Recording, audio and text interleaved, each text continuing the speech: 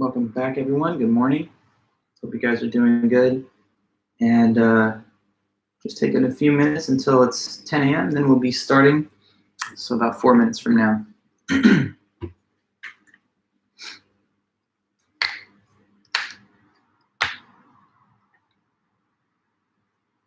So hopefully you had a nice weekend and everything's going smooth with your other classes. Hi, Nathan. Good to see you.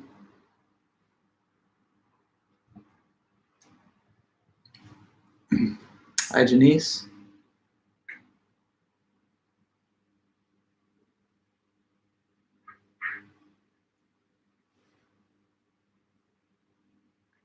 Melanie, Devin, Sophia, Gloria, good to see everybody.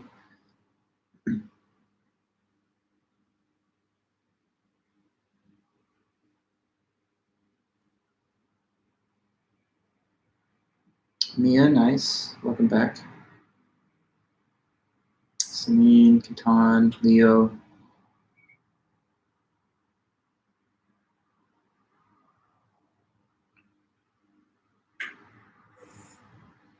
Hey, Naaman.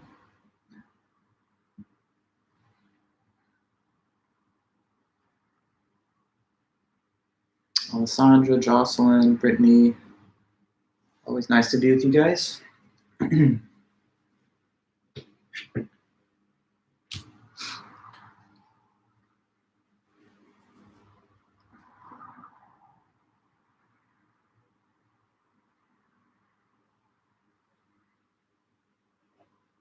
Hey, Justin, Kevin, welcome back.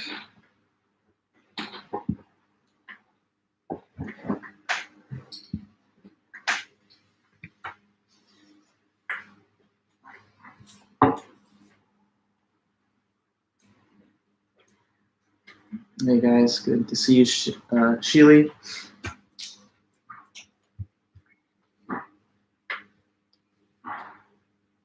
Hi, Angel.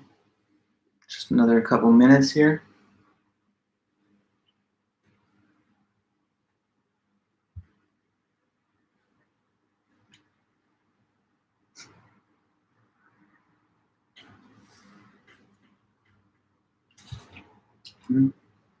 Want to lay down, Peach? Hey, Sebastian.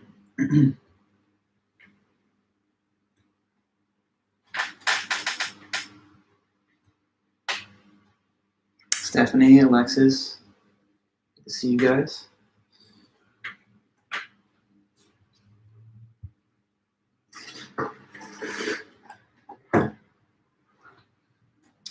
Kate, welcome back. Peach.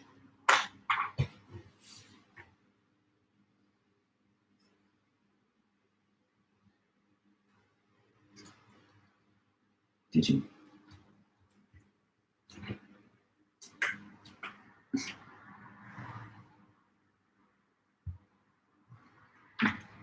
Rudy, Naomi, welcome. Today we're just continuing through these lecture notes.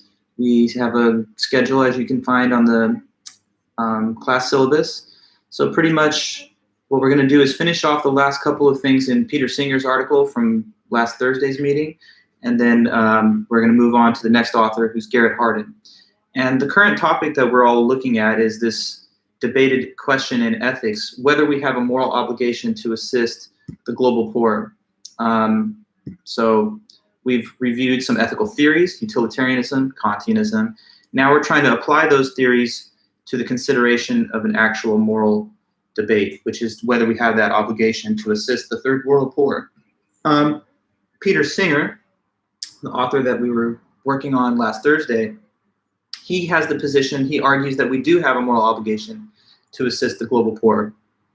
And we're almost all the way done with his article, but there's a couple of last pieces to finish. So let me just kind of summarize what we covered with him last time, and then we will conclude his writing and move on to the next author from there. And good to see everybody. I see you guys in the chat, so welcome back. All right, here's the quick review of Peter Singer's material. His article is called Rich and Poor, and it's from 1993. He starts by pointing out the definition of absolute poverty. Absolute poverty is the condition of not having enough income or wealth to meet the basic human needs of food, clothing, and shelter. And based on that definition, there's over 1 billion people on the planet that live in absolute poverty. He tries to really emphasize to the reader how tough it is and how difficult it is to survive in that condition. You'd be fighting off starvation, famine, pestilence, and you'd be in a part of the world where there's low public sanitation and literacy. We're talking about people living on an average per capita income of, like around $1 per day in a given whole year. And so since there's people living that way in absolute poverty, he, as a utilitarian, sees this as something to be concerned about, because utilitarians want to do whatever creates the most overall human happiness. But absolute poverty seems to be a huge drain on overall human happiness, making people's lives miserable, short, and killing people, including children. So shouldn't we be able to do something about it without really undermining our own well-being in any significant way? He says some might argue that there's no way to do anything about it because there's just not enough consumable resources for the massive number of people in the world that need food. But he does not agree. He says the problem is not really scarcity of resources. Instead, it's more to do with maldistribution and waste of the available resources. And he points out the inefficiency and the loss of consumable resources that come from our reliance on an animal agriculture, and also just the fact of how much food we throw away. So considering the case of those that are not in absolute poverty, people like us in the first world live in absolute affluence, which is just having more than enough income and wealth to meet the same basic needs of food, clothing, and shelter. So he asks, if we are those that have more money than necessity, and there are people living below the baseline of necessity, couldn't we divert some of our surplus wealth to the cause of poverty and hunger reduction, save some lives, and not really, do much damage at all to our own well-being? If we don't do that, he says, are we on a par with those that kill? Because when you withhold on aid that would have prevented people from dying, isn't the effect of the withholding the same as the act of intentionally killing? But he knows there are differences between killing and failing to assist, despite raising this comparison. And so we talked about all those differences in the last meeting. What are some of the differences between, on the one hand, killing people, and on the other hand, just not giving money to the poor? Well, there are major differences. So some of them include different motivation. The motive of the killer is evil and wicked. It's to kill people and cause their lives to end. The motive that we may have in declining to assist and rather spending on ourselves is not at all a desire for harm, death, or injury on anyone, but rather just the self-interest and pleasure that comes with the expense of whatever it is that you're buying for yourself. So there's different motive. Another difference is that it's not hard at all to avoid killing people. Like, just consider yourself. It's not hard for you not to kill people. You literally don't have to do anything. You just have to leave people alone. But it's very hard to save all the lives that you possibly could by means of providing aid or assistance to the third world. So you could say these two things are not comparable. Killing is easy not to do, but saving lives through aid is not so easy, and it requires action instead of inaction. A third difference is the degree of certainty of the outcome. In the scenario of killing or setting out to kill, it's very, very likely that someone's going to die if a person tries to do that. But when you fail to assist, it's not quite as certain that anyone will come to harm based on that, just because maybe the aid agency would have wasted the money or spent it on something that didn't really make a difference in anyone's life. So you can always say that when you fail to assist, you're not so sure that would lead to harm, but going out to kill is certainly going to lead to harm. Fourth, the identifiability of the victim point. So those who kill people that it's clear the link between the killer's behavior and the death of the victim. But when you fail to assist, there's not that clear link. We can't say, hey, you didn't assist, and so let's show you an image or identity of a specific person who died on the basis of your decision not to give aid. So there's no clearly identifiable victim when you decline to assist, unlike with killing. And finally, you can always say it's not my fault that they're poor, but no similar comment or excuse could be given with the case of a killer. So there's another difference. The killer does something that he's clearly blameworthy for, the death of those people. But you could argue that the fact people are starving in the third world has nothing to do with you. You didn't cause them to starve. So why? Sorry, it's a package. So why are you responsible for making sure that their situation is better? Give me 1 second while I take this thing off the doorstep. So hold on.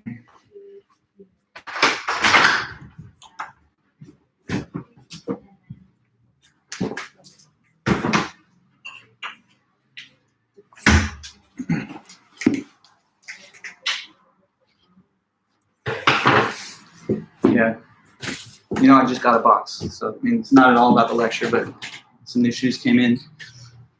I'm pretty excited about those shoes because they're like hard to get. But anyway, yeah. So I talked to you about all the differences between killing and failing to assist.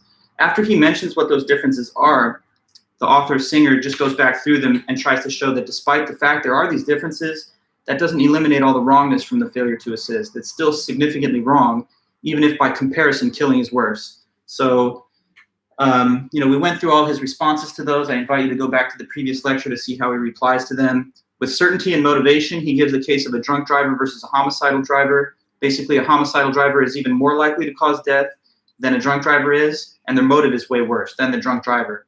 But the drunk driver still did something wrong, even if it's not quite as deadly and harmful as the killer driver.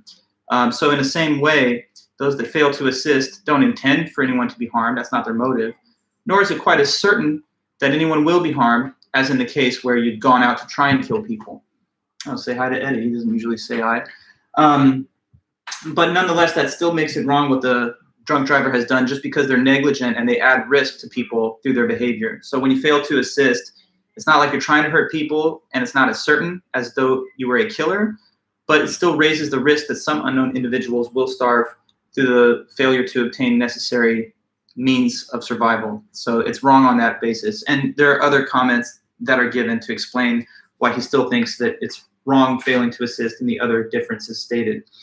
So after that, he gives the obligation to assist argument. And I think where we kind of ran out of time was just we fully stated the argument and each premise. The argument overall said this. Premise 1, if you can prevent a bad thing without making a comparable sacrifice, then you should. Premise 2, absolute poverty is bad. Premise 3, we can prevent some without making a comparable sacrifice to prevent some absolute poverty. To justify the claim that when you can prevent a bad thing and it doesn't cost a major sacrifice, then you should, he gave the example of the drowning child scenario that we covered last time. If you had the opportunity to prevent a child's death from drowning, then even if it required you to destroy your clothes and wade into a muddy pool of water, even if these are very, very nice clothes, we think it's a moral obligation because the sacrifice of the clothes is not as valuable or important as the life of this child. So the principle is that when you can prevent bad things and it doesn't require major sacrifices, then you should. And he is saying that for you to prevent some absolute poverty and death in the third world by means of charitable aid would not amount to a sacrifice to the expense of the aid that is at all as important as the lives of these people that you're securing through the aid. Okay, so finally then, this is the last point from Singer. What are some objections to his argument, and how does he reply to the objections? We ran out of time last time, and I want to make sure that we cover those various objections. So last points in the article of Peter Singer. Keep in mind, we're still just wrapping up this author, so just to keep clear, the author that I'm talking to you about, Peter Singer, his article from 1993, Rich and Poor, his overall position, we do have an obligation to assist the global poor, and again, I remind you, the reason he said is because we have wealth beyond necessity in the first world. We have money left over after we buy food, clothing, shelter to spend on whatever things that we kind of just want to have fun with, whether that's a new pair of shoes like I just got in the mail, or a watch, or new outfit or anything else.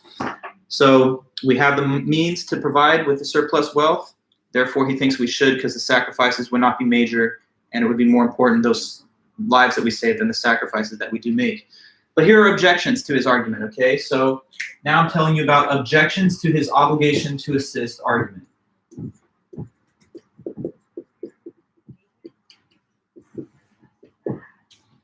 I'm just going to label it OTA for short to save myself some time writing, but objections to the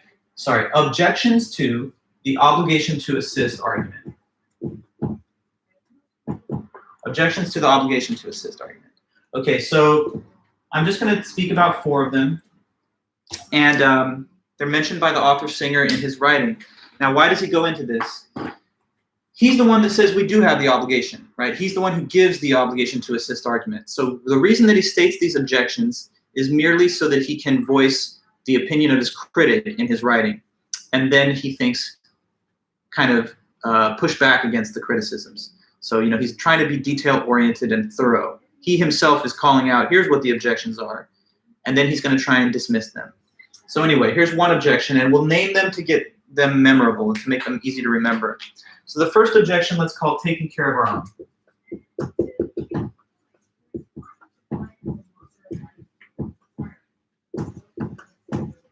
Taking care of our own objection. All right, so the name is kind of a giveaway as to what the objection will say.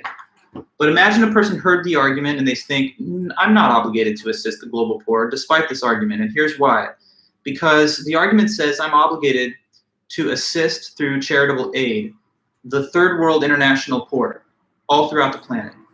And one might argue I'm not obligated to assist that many people. The people who I have a moral obligation to care for and take care of, it's not so extensive as that. It's a more limited number of people, and essentially it's just my own.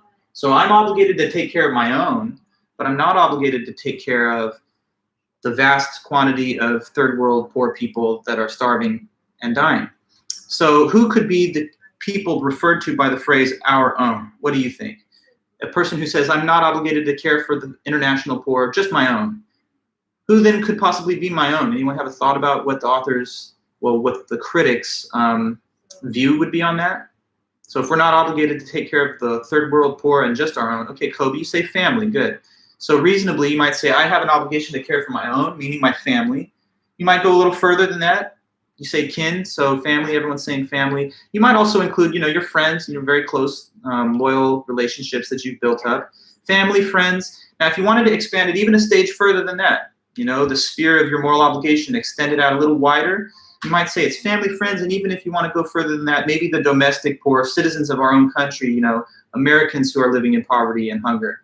You might say, well, that's as far, though, as my moral obligations could possibly expand, but not further than that. So one objection says the moral obligations claimed by the argument are too broad and in their scope. I'm obligated to care for people, but not the international poor, just my own, and think of friends, family, and maybe our own fellow citizens that are living in poverty. Okay, one objection. Now maybe you understand that objection. And you're a student who has your own judgment. You might be someone who thinks the objections were better than the original argument or not, but it's up to you. So one objection is taking care of our own. After that, another one is property rights.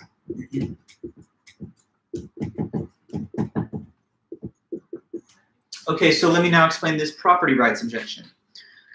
The property rights objection says that it's not correct to claim that you have an obligation to give aid to the poor, because that would be like saying you have an obligation to surrender some of your property for the cause of poverty reduction. And you could argue that you have the right, when it comes to your property, to do whatever you want with it, to use it, to not use it, or to even use it on things that are not even helpful to anybody, right? So when we say property, oftentimes people think of the things that you buy with your income or wealth. So like if you go out to the dealership and you buy a car with money, then people will say, that's my property, the car, and it is. But think about this, isn't the money itself your property too, even prior to the expense? Like just so the money's sitting there in your account in the bank, waiting to be used perhaps on goods and services or just accumulating interest. The money is also your property, isn't it? Because it's derived from your labor. And after the tax is collected by the state, government, right? The leftover money that you take home, we could call it your property because it's something that you have the freedom to use as you see fit, to spend it, to save it, etc. Now, given your property rights, you're entitled to use that wealth on whatever you want within the law or not use it on whatever you don't want, right? So your property rights basically give you the liberty to spend money on all kinds of things or not spend it, or even to spend it on things that are foolish and not even helpful to anyone, even yourself. I mean, so is a person under our law free to use their money and spend it on things like gambling and alcohol? I mean, certain jurisdictions, obviously gambling is not legal everywhere, but if you go to certain places in our country, you could spend money on that. And is it really healthy for you to be drinking a bunch of booze? No. So, I mean, that's not even good for you. Far be it from assistance to the poor, that's a self-destructive expense, but you're free to do it because it's your property when you spend that money. So if I wanted to, and I mean, I would never do this, but I guess I have the right under the law to go and spend a whole bunch of money on a Rolex watch today and then just smash it with a hammer here in my house. Why would I do that? I don't know. I wouldn't do that. But would I have the right to do it? Yes, because once I bought it, it'd be my property. And if I want to destroy it, no one can tell me that I can't destroy my own property with my own money. It'd be kind of like throwing the money away, but I guess I have the right to do that. So anyway, the point again is property rights give you the entitlement to dispose of your wealth in whatever way you see fit, even if it's a frivolous or unwise expense, even if it's an expense that doesn't do any good even to you. So a person might say then, it cannot be claimed that I have an obligation to give wealth to the poor, since that would stand in the way of my right to do whatever I want with the wealth, including not spend it or spend it on silly things, even if I wanted to.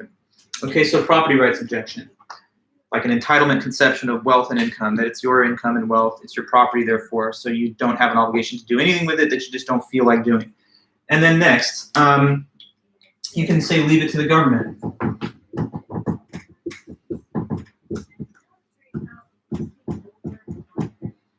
I mean, so whenever I teach this article, I always think about how, I mean, all of us would be subject to criticism if we didn't give aid as readers of this article, because we all are in the condition of absolute affluence. So sometimes when I read it, I'm thinking, what would I offer as an objection if I was trying to defend my own moral record? Because personally, I do give some money each month to the environmental fund. I've done that for years, probably since grad school. So I mean, I give like $20 a month to Greenpeace. I just think it's important to support the sustainability of the environment. But I've never given donation or charity yet to like an aid organization that helps reduce poverty or hunger. It's not that I don't support those initiatives. I do. I guess haven't found the time yet or done the proper research. Maybe these are weak rationalizations and I should get in order. I don't know. But when I think of a way of saying maybe I'm not obligated, I usually think of this objection. And here's the objection. To this point, someone says, it's not necessarily that the aid is bad, but it shouldn't be left to individuals. It shouldn't be the obligation of private citizens to give this aid. If anything or institution should be responsible for giving such aid, it should be the government overall and not private citizens. Now, why might somebody say that? Well, if it's left to the whims of individual charitable impulses, and that's how we get funding for aid to the third world, then it's always going to be fickle and unreliable. It's just going to depend on how a person feels on a given day in terms of giving aid, if it's left to the individual's initiative, right? So like someone could watch a sad documentary about starvation in the third world today, and they're like, you know what, I have to give something to make an impact. The next day they watch like some kind of violent horror movie and they're like, man, nothing matters in this life. It's all just nihilism, and so who cares? So like, you know, those feelings of sympathy, for some anyway, they're here today, gone tomorrow. And that's why you might say a more reliable mechanism of funding would be through the state, the government, because then it doesn't depend on individual impulse, but it's rather a state policy. And then we would all be mutually invested as well, because the revenues taken from our income by the state could be used in whatever percentage is deemed appropriate, and we would all be mutually invested into the effort in that case. Furthermore, sometimes wealthy business people and companies will use philanthropic contributions to shield their person or company from public scrutiny, because they look better and they get good public relations, etc., from using money for philanthropy. Sometimes that shields them from scrutiny and oversight and other immoral aspects of their business practices. So anyway, if the state could do it, there'd be a more reliable and larger share of funding, and we would eliminate whatever difficulties and controversies exist with wealthy philanthropy being used as a cover for unethical business practices. I don't know. So that's another possible objection. Don't say it's my obligation or yours as private citizens, but maybe the state at large should do something, if anyone. And one more objection is called the triage objection. Now, this triage objection is a little complex, so it's actually going to take me a moment to fully explain it, but let's try. I don't know, have any of you ever heard of the word triage or have any sense at all of what it means? I'm going to tell you for sure, but I wonder if anyone has any kind of background knowledge about that. It's a word that, I'll give you a hint, it has to do with a medical policy that has to be implemented during certain type of scenarios. Nobody? Anybody? Just randomly asking, but it's okay if you don't know about it. Anyway, while you're thinking about it and maybe telling me in the chat, I'm just going to start drawing some notes about it up here. Okay, so you see the listed names of each objection. There's 4. We're talking about triage now. Okay. Divide and conquer, prioritizing urgent things first. Well, okay, I wouldn't put that first part about divide and conquer, but the second part is pretty correct. Yeah, prioritizing the urgent cases first. That's definitely part of it. And Kobe, you say urgency to assist certain people. Also true. In Grey's Anatomy, yes, so like a fictionalized medical TV drama, they use this concept. Trauma rooms, also correct, Celine. So here's the basic idea. Triage is a medical policy that is implemented when you have two things: a surplus and overabundance of injured or sick persons, and a deficit of available medical personnel and resources. So it's basically like too many sick and injured persons, not enough doctors and medics or hospital beds. What do you do, right? What do you do when you have too many people that we don't have the resources to provide individualized one-to-one care, at least not initially, because basically the system is overwhelmed with a huge wave of suddenly injured or sick persons. Now, this is something that can happen in, for example, like a terrorist attack or a mass casualty emergency, or on the battlefield in war. Suppose that like, a bombing occurred in a big public area and a whole bunch of people are suddenly all, some dead, some injured, and the injuries are of various levels of seriousness, right? So that overwhelms the local emergency responders and hospitals. They're just overwhelmed with incoming patients. So what do? You have to make tough-minded utilitarian type decisions about how to ration off care to most efficiently use the scarce medical resources to save the maximum number of lives, which means that you have to, in some cases, neglect to provide immediate care to individuals because they're deemed to either be not in need of it immediately, or they're deemed to be way too far gone to reasonably be helped or saved. So in triage, the word triage employs the prefix tri, meaning three, like a triangle or whatever, or a tricycle. And that's important, and that's part of the definition, because it's when triage happens, the technician will divide the category of injured people into three groups. So here's the three groups in triage. So let's consider this first category. This is the group of people who are so badly injured or sick that they're probably, sad to say, going to die, even if they get help. Okay, so people with injuries so serious, injuries or illness, whatever, so serious that it's sad, but that they'll probably die even with help.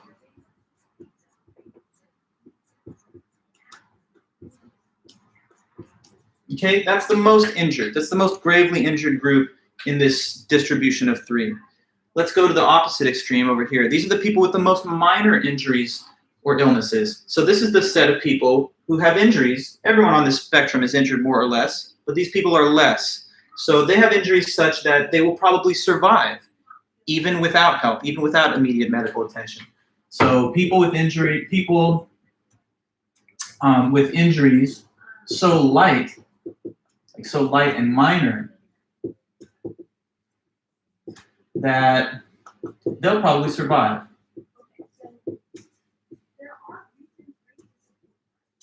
And they'll probably survive even if they don't get that help.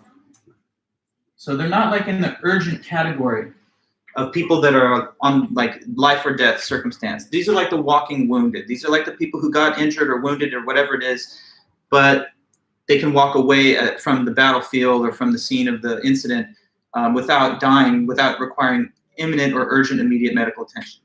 Now you have this all important middle group. This is the critical group right here, this middle category, because they're neither so injured that nothing you do is pretty much going to help and they're a lost cause already, nor are they so lightly injured that they don't really need that immediate help. This is the group of people with injuries that are like on the bubble. So what do you think? In this case, we have people with injuries such that they will probably what? As I start writing it, maybe you can tell me in this chat. Injuries, people with injuries such that they will probably what in this middle category?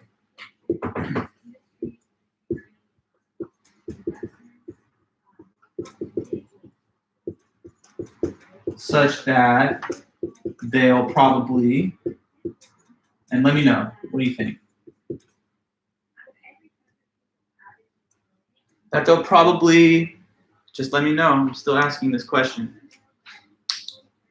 I'm going to finish the statement, but I think you can derive what it is. People with injuries that will die without assistance but live with assistance. Correct, exactly, that's right. So people with injuries such that they'll probably die without help or live with the help. Okay, so now, imagine this is a real scenario because this happens, in fact, in reality. And it's actually totally relatable to the coronavirus pandemic because they talk about how if we had totally overwhelmed our hospital with too many cases and too many hospitalizations, then we would have had to involve triage at our hospitals and trauma centers. We would have had to say to people coming in, right, okay, if one person walks in and it looks like they're already like on the brink of death and they need to be put on a ventilator and nothing we do is going to save their lives, then maybe we're going to deny them care because there's another individual or group which is slightly less gravely ill, where the same amount of aid and assistance could flip them from was going to die to will now survive. Imagine another person shows up with weak and minor symptoms of COVID. You can imagine that if the doctor or the hospital says, well, you look like you're not the most sick of all sick people that we see, so you should probably just go home and quarantine and not take up one of our hospital beds because we want to reserve those for the slightly more urgent cases where they need more intensive care. You see kind of what I'm saying? So why would we not provide the first wave of medical responders to attend to this group? Or tell me, would it be wise to divert all of the initial first responders and medics to this gravely injured group and focus on them first? Would that be good or not? And tell me why or why not. And the point is, good or not in terms of saving the maximum number of lives of all affected. So should we take these scarce and precious medical resources that are in short supply and send them to the most gravely sick people? No, and that's sad, but it's true, Janice, that it would be a waste of the available resources. While you're working tirelessly to rescue some of these people, they're just dying anyway because they're succumbing to their wounds or injuries or illnesses. And the same amount of care and attention that could have been given to this group and saved more of their lives has been expended and wasted here. So that would be a waste, unfortunately, because it's diverting so much attention to a lost cause. Well, what about the other category here? Can anybody tell me, should we divert the first wave of attention to this group? That's perhaps even more obvious to see why or why not. But tell me, would that be a good policy in terms of saving as many lives as we could? If so, tell me why. If not, why not? So again, the question now is, imagine that we have arriving first responders, too many injured people, like Boston Marathon bombing, one case. Some people have their legs blown off, they're gonna die right there. Other people have, wounds, flesh wounds and stuff that might need attention to prevent their death. So not necessary because they don't need it. There's scratches, scrapes, maybe abrasions, etc. But those are not the kind of urgent cases that require immediate care because their lives not in danger. So while we're focusing on these people, other people would literally be dying over here being neglected while we are attending to people with more minor injuries. So the policy of triage would dictate that until we have more available medical resources to provide care for each individual one-to-one, we should focus our initial attention and efforts most centrally on this critical group, because this is the group where the aid is going to make the biggest impact in preventing death. In this case, the aid is not as likely to prevent death because the injuries are too much to overcome. And over here, death isn't really a threat at all. So if you wanted to try and save the maximum number of lives as a kind of almost utilitarian way of thinking, you'd have to focus on this middle group. Okay, now keep in mind the bigger picture, because this is supposed to be seen as a way of objecting to Peter Singer's argument. And here's how now it can be seen in that way. You could argue that when Peter Singer tells us that we have an obligation to assist the global poor, the international people living in absolute poverty, that's kind of like a violation of the logic of triage, because it's equivalent, one might argue, to saying that we should be focusing our aid, attention, and effort on the people that are the poorest of the poor in the worst case scenario of global poverty. And a person might argue that just as with triage, that's sending resources to a lost cause, because it doesn't really address the root causes of poverty. It doesn't transform their economic and social system from one that was not prosperous to one that is. It simply places a Band-Aid over that temporarily so that people have a lifeline with the provision of this aid. But all that does is actually, according to the argument, expand the population size artificially of these poor parts of the world until such time as they're too large to reasonably be supported any longer. And then when assistance and aid is withdrawn, you're withdrawing it from a much larger cohort, and you're going to see a larger dying off and cascade of death than you would have had if you had never provided the aid and expanded the population size of this group in the first place. So some people say, as good as it may feel to go to the most injured person on the scene of this, attack and focus on them, it's not wise if what you want to do is just make the biggest improvement on the overall scenario. And in the same way, it might feel good to send money to the third world, to the people that are at the worst case of starvation, but it doesn't really address the root problems, and in effect, it violates the logic of triage. So we wouldn't help the people that are in the worst case, poorest of the poor, nor, of course, first world nations, because they don't need any help. But I guess according to triage logic, if anyone would be the logical recipient of such aid, it would be those developing nations making a transition from a third world to a first world living standard. But that's not the people mentioned or targeted by the argument of Singer. It would be the people in the most grave extreme depths of poverty. So there's another objection. It takes a little while to explain it. But basically the point is that if you say we should send money to the poorest of the poor, isn't that like saying help people that are a lost cause? And in the end, you're not really going to fix the root cause problems. And it's not really going to prevent the larger issue of greater amount of death in the third world over time as the population size just gets larger through this international support. Okay, now, those are objections, I said, to Peter Singer's argument that we have an obligation to assist. And there's just one last part to finish with his essay altogether now. After he writes about those objections, he's not going to like just take it sitting down and say, okay, so they objected to me and therefore, maybe I'm wrong. No, he wants to kind of come back against the objections one last time and try and show that they don't really defeat his argument. So let me speak to you about the replies he gives to these objections. And just to have them on the board again and the names, here were the objections that we just talked about to his overall argument that we have an obligation to assist. There was taking care of our own.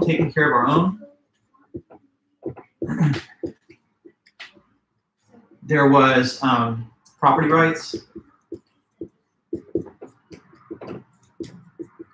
Leave it to the government, and triage.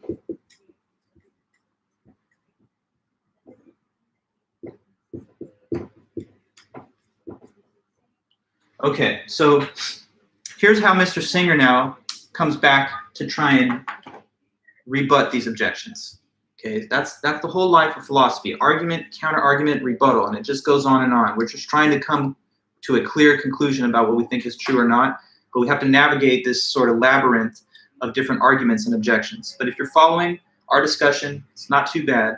Peter Singer lays out a detailed argument that we have an obligation to assist.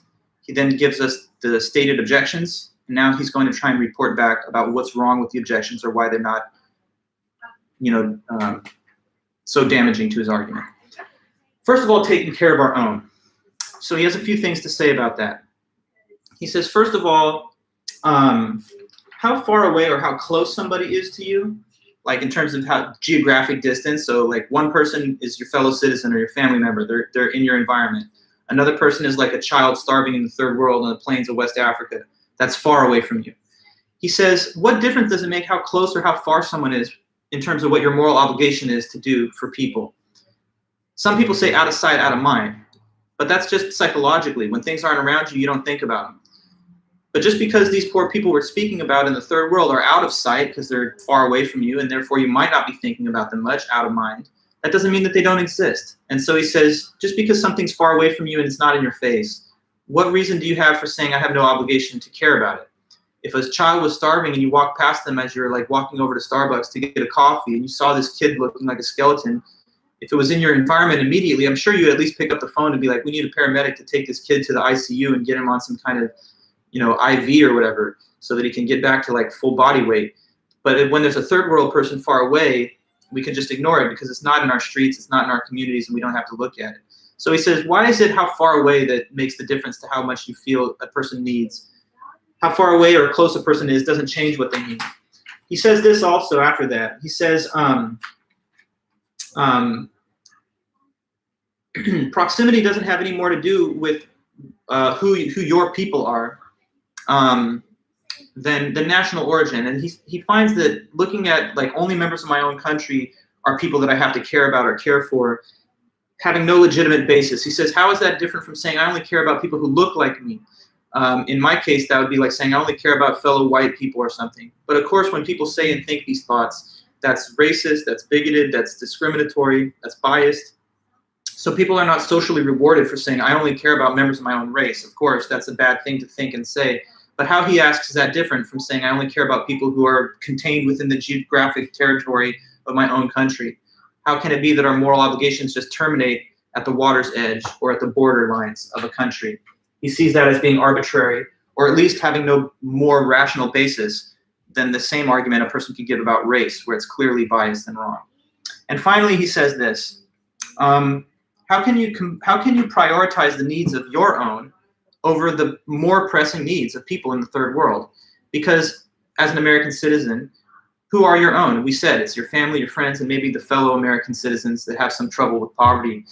But those people are doing basically pretty well overall if you compare them to the third world. So how can you compare the non-urgent needs of your own to the life and death struggles of people in the third world? That's like saying I care more about caring for people that don't need any help than I care about taking care of people who actually do need it. So for those reasons, he finds this to be a weak objection. He says how close or far people are should not make a difference to how we feel about their needs or our obligations. The same kind of bad argument can be given again about helping only those that are racially closest rather than geographically. Proximity has no more to do with need than race. And he says the needs are not on a par. Concerning our family or friends, etc., they don't need much, but the absolute poor are dying of starvation. So he says we're getting our priority backwards then. Okay, so next we go to property rights. And he has some pushback to the property rights objection too. The property rights objection was, my money is my property. Don't tell me I have an obligation to do anything with it if I don't want to, because my property is mine to oversee and dispose of whatever way I want. Well, he says this. In one way, he says, yeah, true in a sense, it is your property, and I guess you do have the right to do what you want with it. But we're not necessarily talking about what you have the right to do. We're talking about what you ought to do morally. And some things that you do have the right to do are not all things considered good things to do, okay? Like here's an example. Do you agree with me that you have the right to drop out of college today? I mean, don't you have, if you're an adult, you can't be forced to keep taking these classes against your will, right? So I don't dispute, and I'm sure you don't either, that you have the full freedom and liberty, if you really, really want to say, this is my last lecture of college, I'm done with this stuff, and I'm quitting today. Don't you have that right? Yes. But do I think that's a good thing for you to do? Like I would advise you to do that? No. So just because you have the right to do it, it requires a whole separate argument to say, by the way, you should do that thing. Okay, so just having the right to do something doesn't mean that you ought to do it. I guess you have a right to own a gun, but some people will say that if you own a gun, you're likely to commit suicide by the gun, right? Statistics show that. I don't know. I'm not saying I have a problem with gun ownership myself. A lot of people in my family own a lot of guns. But you can't just say because you have the right to have it, it's a good thing. Okay, just like you can't say because I have the right to drop out of school, it's a good thing. I mean, you also have the right to go gambling, walking around in a chicken suit in public. You have a right to do all kinds of things. Many of those things are weird, bad, awkward, or at least poorly advised. So he says, just telling you have the right to withhold on aid. So what? We're asking whether you should do that or not. No one disputes that you have the right to not give money if you don't want to. But whether you should do it morally or not is a whole different topic of debate. And then he also says this. He knows he's writing this paper to an audience of Western literate readers. So Kobe, you say, so the opposite is true then? Just because you don't have to do something, you can still do it? Wait. I'm not sure if I follow you here, Kobe. Well, just because you don't have to, there are reasons to want to give this money. That's the thing that he's arguing for in the whole paper, because people will die if they don't eat enough food. So the reason why you should still do it is because you care about human beings and trying to support them so that they don't starve. He's willing to grant and concede that you're not obligated to do it by law or something. It's not like you don't have, like you of course have the right to not give money. He's willing to admit that. But even if you have the right to not give, what should you do if you want to do the right thing morally, the good thing? You know what I'm saying? So what is your question? So the opposite is true. Just because you don't have to do something, you can still do it. Like I don't have to stay in school. Like you don't have to stay in school, but of course you can still do it. So I mean, I guess the answer to you is yes. In many cases, something that you're not required to do is something that you still are allowed to do. Okay, obviously. So like you're not required to get your driver's license, but you can, of course. And so the same is true here. You're not required to give money to the poor. Like he's not arguing you have a legal obligation or that you have no right to keep your wealth and spend it on yourself. Obviously, you do have that right under the law according to your property rights. But we're asking whether you should or shouldn't withhold on giving, because clearly you could give if you wanted to. And even if that's something that you're not obligated to do legally, he's saying you're obligated to do it morally. Okay, so moral versus legal obligation. But I was going to make another point though, Kobe. He also says this. He knows that he's writing this paper to like an audience of Western people, most of whom will be self-identified Christians, right? So he says, how can you reconcile belief in Christian ideology and scripture with the idea that you have no obligations to care for the poor. Because if you really follow the teachings of Jesus Christ and the New Testament, it would tell you the exact opposite. So never in the Bible does Jesus say, just take care of yourself and your family. Poor people aren't working hard enough. You know, they're losers. Losers lose, winners win. So just stay above those people and don't care at all for the least well-off. To the total contrary, you know, there's all these fine phrases in the scriptures like, it is harder for a wealthy man to enter the kingdom of heaven than for a camel to pass through the eye of a needle. Be your brother's keeper. The meek shall inherit the earth. And on and on and on. So that's just scratching the surface. But scattered throughout the whole Bible, Jesus Christ emphasizes over and over again that you're supposed to take a supreme concern with the least well-off among us, that you should definitely care for the poor, the meek, the downtrodden.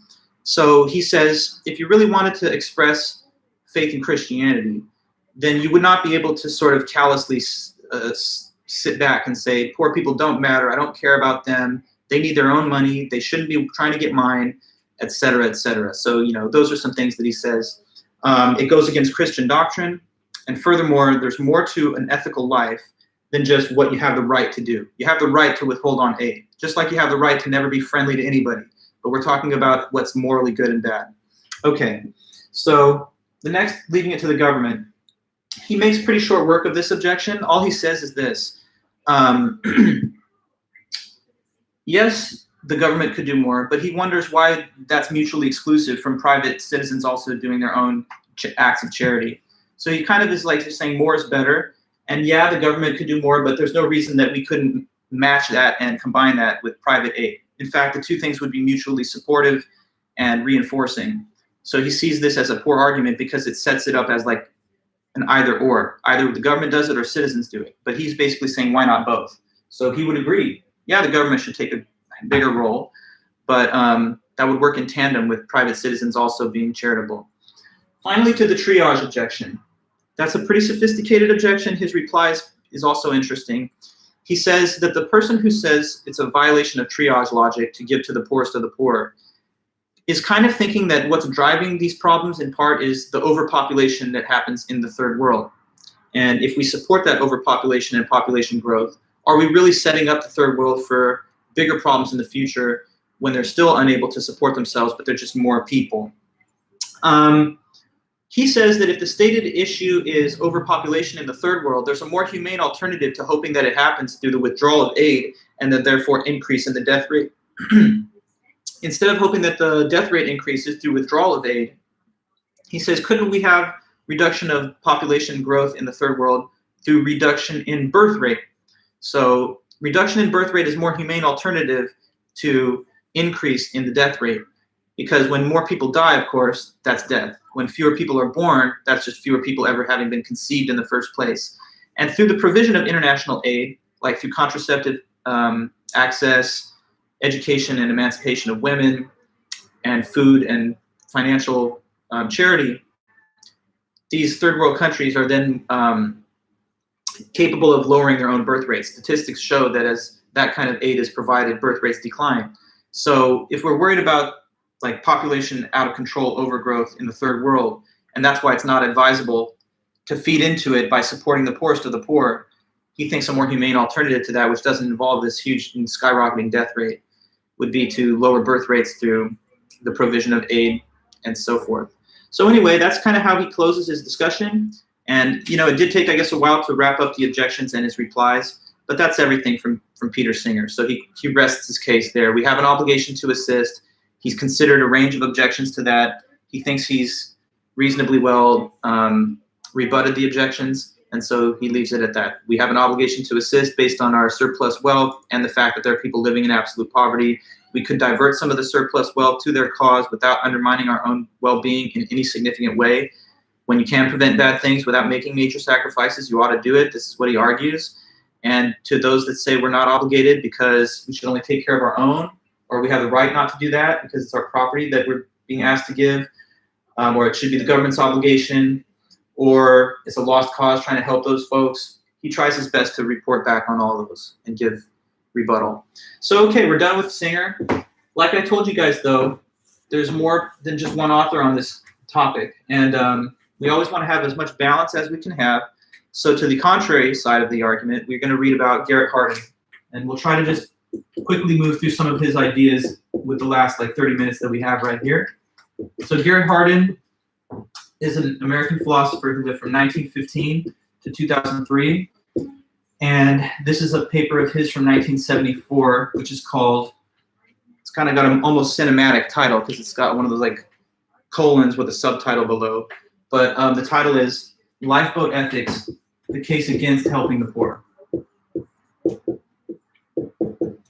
Lifeboat Ethics, the Case Against Helping the Poor.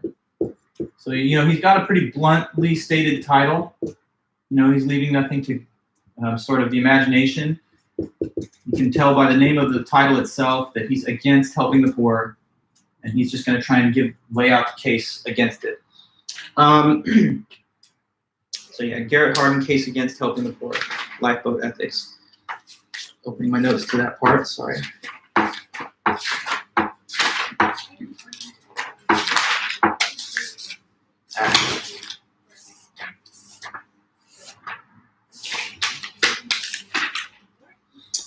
So, all right.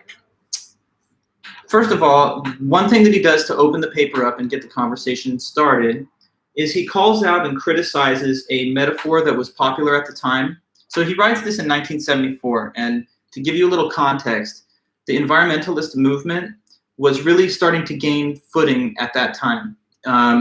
It wasn't really before the 60s and 70s even more that the concept of environmentalism and sustainability kind of emerges to the forefront of human consciousness, because it had taken that long for the effect of human industry on the planet to kind of make a measurable impact. You can imagine human beings for so long didn't have industrial processes in a sufficient quantity to actually start to undermine some of our biosystems, like the air quality, water quality, diversity of species, global warming, and all of that.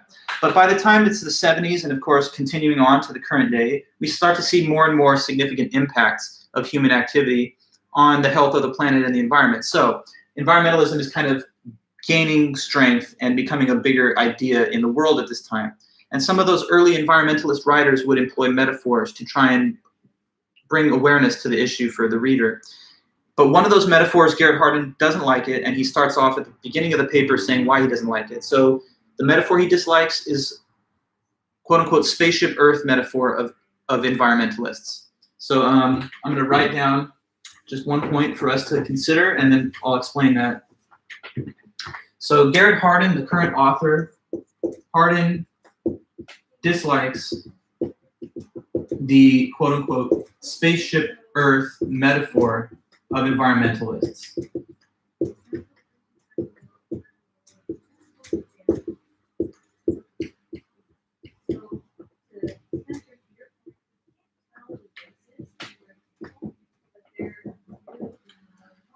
Okay, so he does not like this metaphor. Let me explain what the metaphor is and why he doesn't really like it. Okay, so the metaphor is given with good intentions. I mean, the whole point of it is to try and get people to think of this planet as one home that we're all sharing together.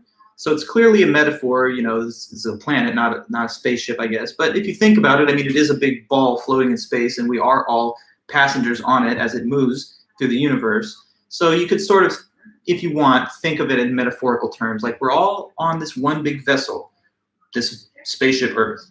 And since we're all, occupants of this big ship, and we're all riding along on it together, then we should see it as like one home for all of humanity and the whole planet. Meaning that if it's a spaceship Earth and we share life on this planet together, then no single person, nation, or institution has the right to use, waste, or destroy more than their fair share of the resources. So it's supposed to be like a call for sharing of resources, for moderation in our consumer and consumption habits. It's like a reminder that, hey, we're all in this together. It's our planet as one. So let's not be greedy and hoard resources or destroy them or waste more of them than we have the fair share to do. Now, it sounds like it's noble enough in its intent, but Garrett Harden doesn't like it, and here's why. He says the metaphor sounds nice, but if we lived according to the principles expressed in the metaphor, it would usher in what he calls self-destructive or even more rhetorical suicidal policies for the sharing of global resources. it would divest from the prosperous nations the additional wealth that they've accumulated, and then remove them as these beacons of prosperity that all the less prosperous nations could aspire to achieve. You know, it's the metaphor, he says, assumes this, that we all have an equal right to an equal share of the planet's resources. But he says we don't really have that equal right. The access that we have to resources depends on property rights and ownership, and therefore there can be inequitable distributions of these things, these resources, and that's all fair. For example, like suppose that you live in a nice home where you have some spare bedrooms, right? So you got like a 4-bedroom house, but it's just a small you and like another family member. So there's like unused rooms, basically, people not even sleeping there. Of course, out there on the street, there's homeless people just sleeping, you know, in the open air with no room. So imagine that you come home one day and you notice there's a homeless person just chilling out on your couch, and you're like, what are you doing here? That's trespassing. You have no right to be here. Get out of this house. And imagine they hit you with this argument. Well, you know, I mean, I guess in a sense that's true, but if you really think about it, you have like 3 and 4 different rooms that no one's sleeping in. They're just unoccupied. Meanwhile, I sleep out in the air on the street in the cold. So, you know, don't I have a right to that room that's not even been used? I mean, I'm a human being and I have needs, and we should share all the resources. So you don't have a right to more than I do.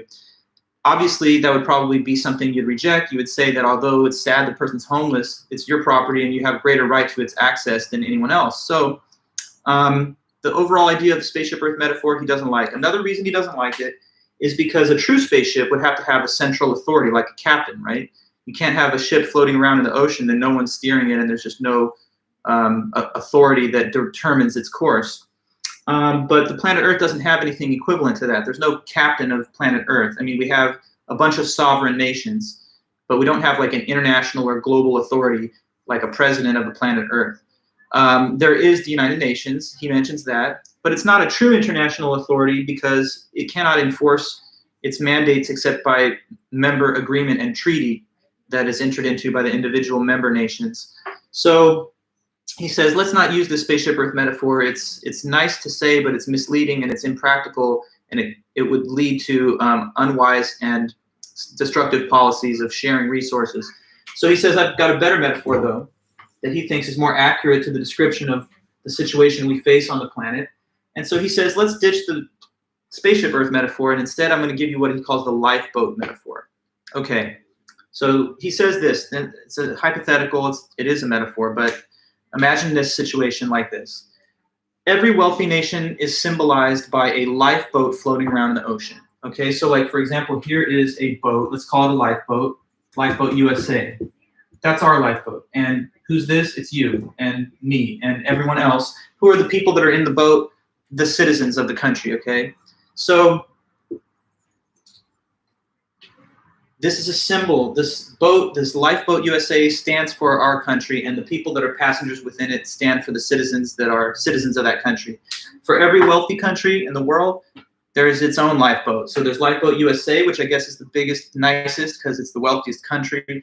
But there's like Lifeboat Germany, France, Britain, Japan, and other first world nations and economies. They stand, they're symbolized in this example by boats, these lifeboats.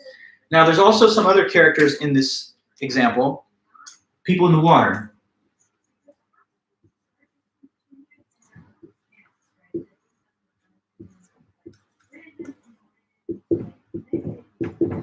Now, I put these people in the water with the little exclamation points because these people are in distress. They're in the water. They're not on a boat. So for them, life is not so easy. They're in the waves. They're trying to struggle to just survive, and they're constantly at threat of being, you know, taken down by the waves and drowning in the ocean. So who do you think those people represent in this metaphor? Well, they're to stand for the global poor, the people that are living in absolute poverty, in need of some type of assistance, help, money, food, or whatever. So we've got our metaphor set up. Lifeboats stand for countries that are wealthy. Passengers stand for citizens of those nations. People in the water stand for those that are suffering in the third world due to starvation, poverty, and etc. Okay, now, just as Peter Singer used, you know, statistical facts to shape his argument, Garrett Harden also tries to do the same. So he points out something true, which is that about 2/3 of the world's nations are comparatively poor. So that's the majority. And 1/3 of the world's nations are comparatively wealthy, with the United States the wealthiest of all, right at the tip of that wealth pyramid. So we're in that 1/3 cohort of wealthy nations. 2/3 of the world's nations are poor. So let's ask the question, if you're a passenger on this boat, we can ask how we should respond to the third world by kind of framing it in this light. What do you think we would be obligated to do on the behalf of those that are out in the water, hoping for some help or a lifeline from those that are in the boat already? So to take the metaphor even further, he gives us some numbers to play around with. He says, suppose that on this Lifeboat USA, we have 50 people. So a number of people on the boat, 50. But it has a total capacity of 60. So there's 50 on there with spare room for 10 more. 60 is max capacity for the boat. Okay, now out here in the water, let's suppose that there are 100 of those poor individuals that are struggling to stay above the water's level. Now, why has he chosen this breakdown of numbers? It's to mirror and reflect the ratio of wealthy to poor nations in the world. Because he just said to you, right, that 2/3 of the world's nations are poor, 1/3 are wealthy. So 150, if that's the number, 100, 2/3 are in the water, and 50, 1/3 are in this boat. Okay, so then, maybe you see where he's setting us up, because he's got a question for the reader next. What should we do concerning the people, the 100 or whatever, that are in the water while we're in this boat? Some, he says, might argue, let's bring them all on. Let's bring on all 100 people from the water, because they all have needs and they're all in dire straits. So he's trying to make it easy for him to sort of criticize this conclusion. You know, he's setting himself up for like a home run, but it's kind of almost too easy. Well, what do you think he says about the option of taking all 100? Is that good? Is that bad? Should we do it? Should we not? Why? Why not? What do you think about the take all 100 on board option? Given the features of this scenario, is that a good choice? Not good? Let me get any kind of reaction back from you. Because he asked this. Boat will sink. Yes, not good. If you take on all 100, you're going to overwhelm the capacity of the boat because it only has room for an additional 10. And once 150 people are on the boat and it sinks, the boat has lost its ability to support anybody, even the more limited number that it had in the beginning. So trying to help everybody, he says, that needs help or wants help, would not be wise, and it wouldn't be to anyone's advantage because it would destroy the boat itself, which everyone is hoping can provide some help to at least some people. There wouldn't be enough space, and so he says that option is just not viable. Let me just pause for a minute, though, because at certain stages of his argument, I find myself, I'm always critical, but I'm not a huge fan of his argument, and so I find this to be a little bit misleading because, look, what's he saying? Bringing people on the boat won't work because there'll be too many.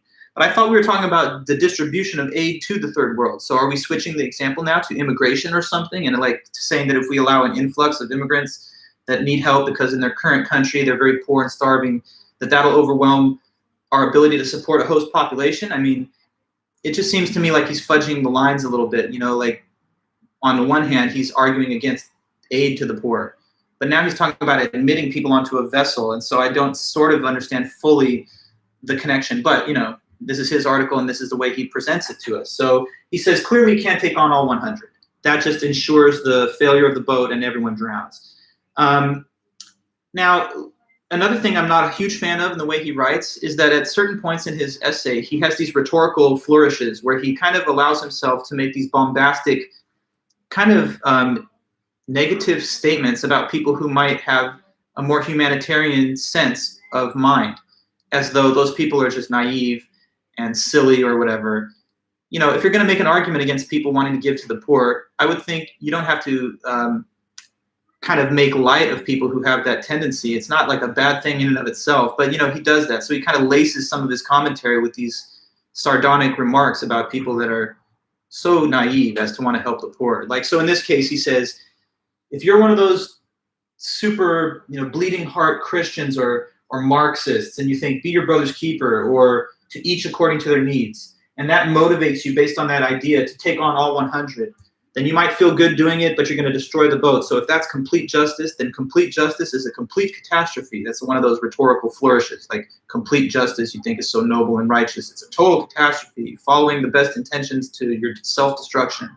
So anyway, don't let on all 100, he says. That's just not going to work.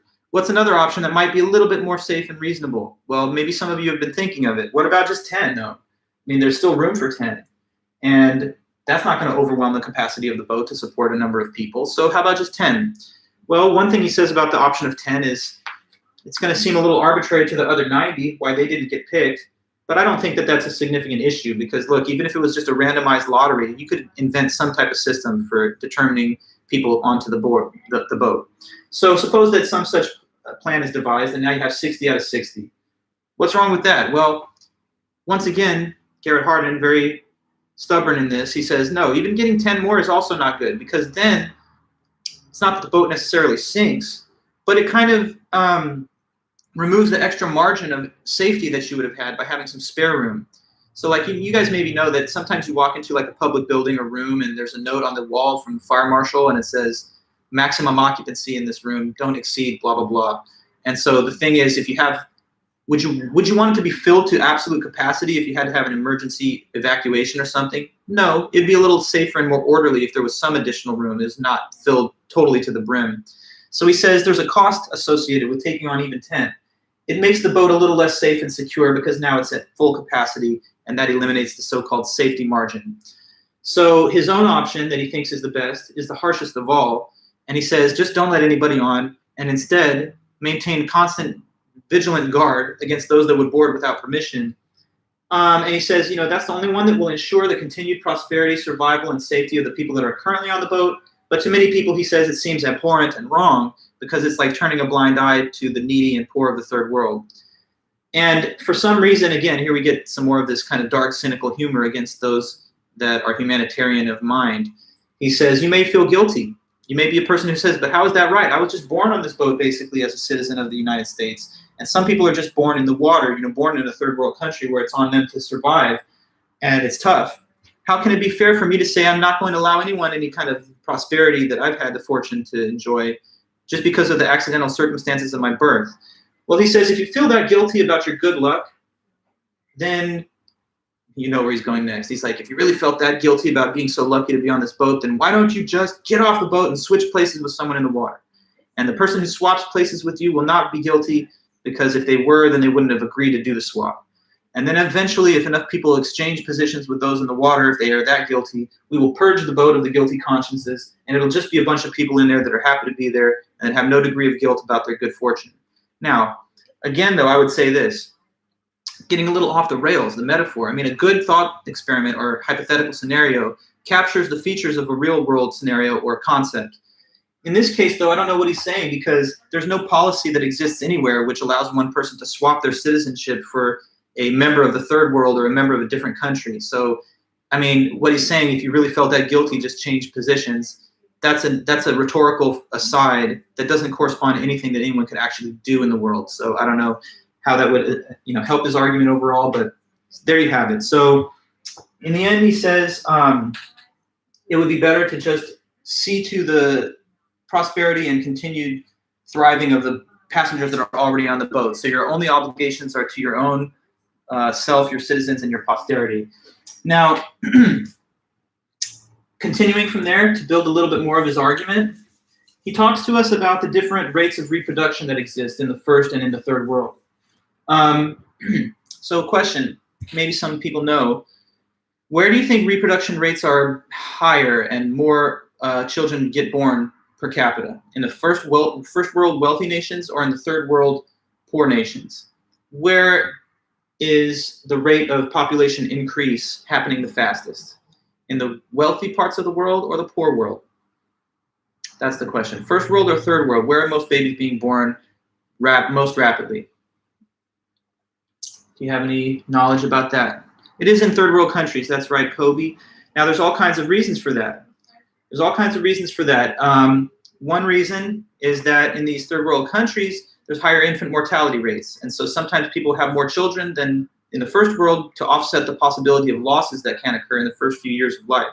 Another reason, in these parts of the world where absolute poverty prevails, women are often not as fully equal socially as men in some of those countries. And research shows that when women have less of a voice and equality, then they don't have the same input into family planning decisions, which also leads to larger family sizes. Also, In many of these parts of the world, large communal living situations are needed for people to band together and survive. And so sometimes having additional family members to provide for labor and income is also of benefit. So for all of these various reasons, children are born more often and in larger numbers in the third world than in the first world. In fact, it's kind of in a way not ideal, because that means that in parts of the world where people have the least resources and means to care for a large burgeoning population, more children are being born. And in first world nations where people actually have more means and stability to provide for children and their upkeep, fewer children are being born. So it's kind of like our wires are a little bit crossed. But anyway, given these facts, the author Harden uses them to help assist in his argument. He says, take, for example, that the average period of time that it will take for a wealthy nation to double its population is 87 years. So wealthy nations' population doubles. Population times 2, approximately every 87 years. So it's 2021 today, and I think we have around 300 million Americans. So if this was to happen and the figures remain stable over time, which is of course a big if, in all probability, there is an upper boundary to how much longer the global population can increase at this rate. But supposing that the current figures remain stable over another 87-year period, then at around the year, 2108, that's 87 years from now, we would see our population in America from 300 million to 600 million. But what about the poor nations of the world and their average rate of population doubling? Poor nations' population will increase by a factor of 2 approximately every 35 years. So, Harden says this: imagine that we institute a policy today, starting today, where we say we will give from the 300 million American donors to 300 million global recipients of aid who are in third world poverty. Let's say that we will assign to 7 different poor countries that have an aggregate population of 300 million people the charity that we donate from 300 million Americans. So I'm just setting up the example where on day 1 today, the ratio of donors to recipients is 1-to-1. 300 million American citizens, 300 million third world recipients. That's today though. Would the ratio remain 1-to-1 over 87 years? Well, if this is to be believed, then the answer is no, because on day 1, it's 300 million to 300 million, 1-to-1. 35 years in, though, this group has doubled in size from 300 million to 600 million. And another 35 years from then, at the 70-year mark, they've doubled from 600 million to 1.2 billion. And then 17 years longer than that, and halfway through another cycle of doubling, we're getting closer to almost a 2 billion number. So after we've reached 600 million, 87 years later, this group is upwards of 2 billion. So the ratio gets worse and worse over time because of the different rates of reproduction that we see in the 2 different kinds of economic status quo. So what started off as 1-to-1 ratio is now like 1-to-4 or worse. So he says these kind of policies and programs would just sign us up for an ever-increasing philanthropic burden that eventually we would not be able to sustain. And when we ultimately withdraw from it, because the cohort of poor people are too numerous, we would be withdrawing it from a much larger group, and with all attendant additional levels of death and, a cascade of deaths that would not have happened if the group had stayed smaller, as it would have without the provision of international aid that artificially inflates the population size. So now that's what he says here. I mean, it's one of the points that he makes as a reason to say that it's not just not an obligation, but not even wise in a way, that it creates an unsustainable status quo over time as the rates of reproduction continue unchecked in the third world. We would either be feeding into that and actually making the problem worse, or at least supporting it, and therefore setting ourselves up for a future time at which the problem becomes unmanageable. Now, one thing though, as I'm teaching this, I have to always take a moment aside to kind of let you know what I think. And I think one aspect of this is not necessarily fair, because the way he's describing it, it's like poor nations are poor today, poor tomorrow, and poor forever. So there's like this static conception of how their future prospects could go. But I would have thought that the goal is actually to get more of these poor nations to make a transition to a higher developed living standard, in which case they would start to reproduce less rapidly in line with other first world countries. So it's almost like his argument works, but only if you kind of like assume uncharitably that these poor nations could never lift themselves up to a higher developed living standard. And you might argue that through the provision of aid and assistance, that's actually what we could achieve. And so I don't know, is it a rigged argument in a way because the assumptions built into it are not necessarily accurate? That's a possibility, but it's just for each person to judge. So there's really only one more thing from Harden that I kind of wanted to touch on at the end. He talks about a concept that he calls the tragedy of the commons. It's just a further basis for him to say that we don't have the obligation to assist. But I can't really run through it in just a few minutes since it's 11:12 right now. So I think I'll probably like let it go. But I'm sure some of you guys are curious what I got in this box, and so am I. So I'm just going to open it right now. I don't care.